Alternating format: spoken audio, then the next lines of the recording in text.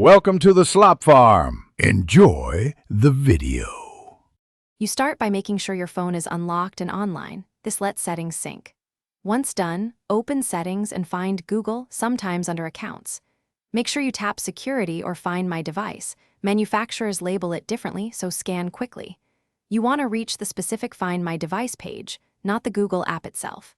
If you see a toggle or Manage Notifications link, pause here. That is the control you'll change in the next steps. Now you navigate into Notifications for Find My Device. You do this because disabling the app's notification channel stops persistent alerts.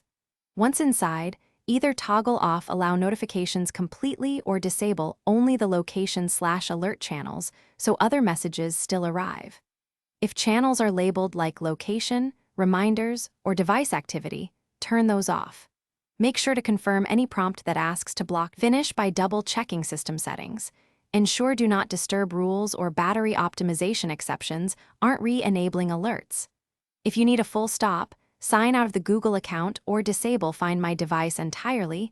Note this removes remote location features. Once done, restart the phone and trigger a test alert or use another device to ping it to confirm silence. If notifications persist, make sure another app with device admin rights isn't overriding notification blocks. Revoke admin access if necessary.